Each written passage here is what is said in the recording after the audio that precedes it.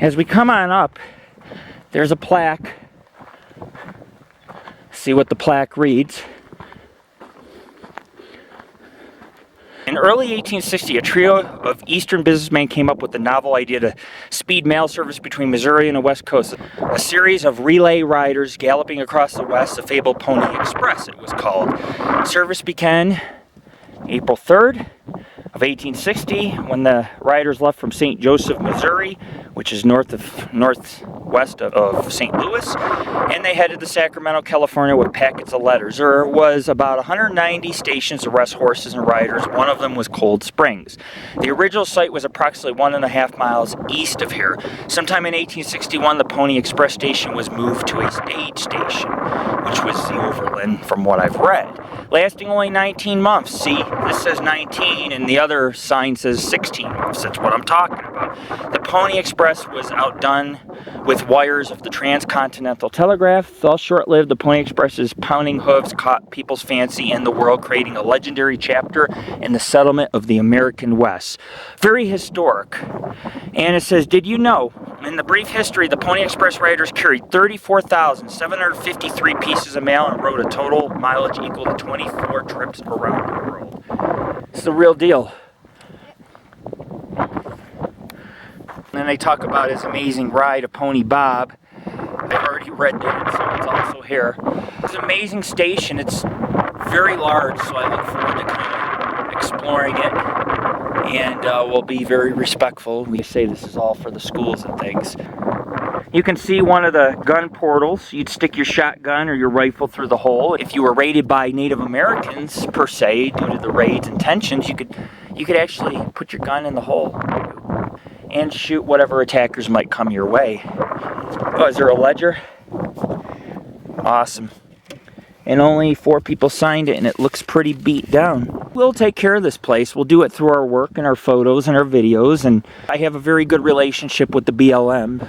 I go to a lot of BLM sites, and I respect them all. And you should too if you decide to hike out here, because just don't climb the walls. Just walk around it, take pics. Now you can see how open it is. Jared's walking through the flat area, but I'm going to show you what the layout was like. Fortified living quarters, that's where the gun portals were. You had the blacksmithing and livery area, stable and storage, and in the hay storage area, you are here. So you can enter this. It says construction of the station began in the late winter and early spring of 1860. A nearby stream, distance from other stations, and availability of building stone, which was volcanic rock, was used at this site. The station was used by the Pony Express until the fall of 1861 when it closed, or near when it closed. In 1976, a team of archaeologists from the University of Reno, Nevada, excavated and removed all artifacts from the station. The research was helped us better understand the important part of our heritage. The structure you see here is one of the best preserved, the original Pony Express station, along with the entire trail. And you're welcome to explore the station, but do not climb on the walls or remove anything. Next, we have data recovered from when the station was excavated by the Reno archaeologists at the university. 1976 suggests the original structure consisted of this room and this room to your right, separated by a small partition, so it wasn't always connected.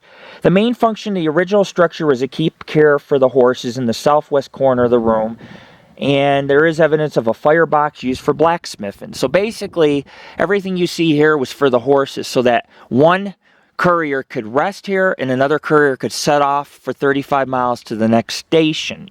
So they kept their horses in these parts, this corral or livery right here, and then the hay was kept further to the right, my right. And it says the station's first maintenance man had little comfort or protection. Sir Richard Burton, a noted English explorer, described the station as a wretched place, as I read before. In late spring and early summer of 1860, the period of conflict with the Paiute Indians, the station, then consisting only of 2 middle rooms, was attacked several times. The horses and livestock driven off, and the station keeper was killed. And then they show the guy, they show the Native Americans and one of the caretakers over the wall with his gun, and they're ready to fight.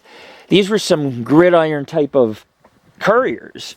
They endured the desert. They endured living in this place for many months with numerous attacks. But this is about 150 feet of walls and ruins, some of the finest in Nevada. Of course we're going to do a place like this. But if you come down here and you look at that. Unbelievable. After the Paiute War, defensive modifications were made in this room. Small windows to the east and west walls were punched through to serve as gun ports, which we already showed you earlier in the video. The wall to your left was extended twice, each time narrow in the doorway. The east wall in the room is peaked, suggesting the roof may have been added for protection. This is eastward. The protected room was used to stable and horses and store supplies. The Pony Express discontinued in the fall of 1861 after the completion of the Continental Telegraph line, so it was the fall. So this station did stay open until the closure of the Pony Express.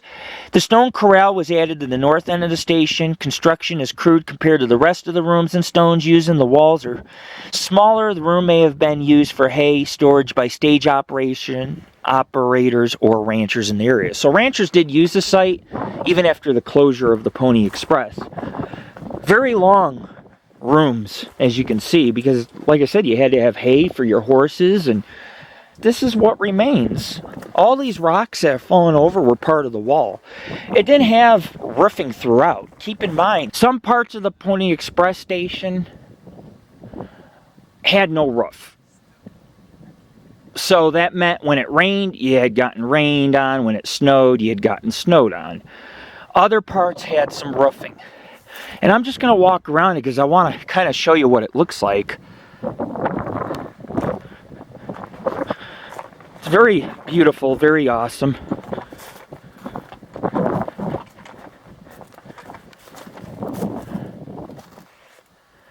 Like I said, about 150 feet long and 50 feet wide. It was state-of-the-art at one time. And now it's crumbling. And this must have been where the fireplace was. And our final stop, one last plaque. In July 2nd of 1860, the Sacramento Union noted that the Pony Express stations most affected by the Paiute War were being rebuilt and fortified. This room was added to the station in late 1860 and reflects those changes. The rocks in the walls were carefully selected, chinked, and plastered instead of large windows as found in the original structure. This room has several well-constructed gun ports for defense, a willow thatch roof, a fireplace, and a prepared dirt floor for added protection and comfort. Because it was soft, you could lie in front of the fire and just be comfortable on a soft desert flooring. This is the desert floor right here, and back then there was no brush growing. Like I say, it's kind of sandy and comfortable to sleep in front of the fireplace, and then you had the gun ports. It said the room became the center of domestic activities. Archaeologists evidence suggests that most food items such as bread and beef were imported and supplemented by locally caught game. The number of large alcoholic beverage containers recovered during excavation shows contrary to company policy. Alcohol was consumed regular by the Pony Express employees. Well, no shit. Wouldn't you drink yourself if you were stuck out here and 50 miles from the nearest town and constantly being invaded and knowing that each meal you ate or drink could be your last? Well, this is a window, but these are signs of the portal windows. And this is basically the gist of it. I've showed you the entire stone ruins for the old Pony Express. And this also probably was a headquarters station based on its size. But people did die here. I'm going to check my EMF just to see if we get any readings. And you can see it's dead. That doesn't mean it won't rise as we sit here for a half hour. It may continue to increase, or the needle may ascend into the yellow or red, depending on if you talk to them, if you spend time, if you're standing in the right area of the ruins, you might get something very credible. And if I do, I'll come back with the film. If not, I'll just continue my photography. This is Lord Rick at our final stop at the Pony Express, Overland, and Transcontinental Telegraph stations out in central northern Nevada. Check us out, www.paranormalghostsociety.org. Further up towards the mountains, there's cold springs, and of course you have the snow melt. But when the springs are active and the snow's melting, water, it's not trickling right now, but the water would run down here. You could see where the water ran down right along the station. So in other words, the horses always had water. The men that stayed at the station always had water. They could easily step out, walk 15 feet, get a bucket for their horses, and get right back inside where it's safe. And this was called Cold Springs Creek, which is dry. And maybe this isn't it. It could be on the other, there's another wash on the other side. That could be the creek. No less, I've checked them both. They're both dry. The creek did run along this station. And so that is why they built the station here. It was mainly because there was an endless supply of water, which was perfect for horses and the caretakers that lived at these sites. It's gorgeous here. Creek may run dry, but the ruins still stand.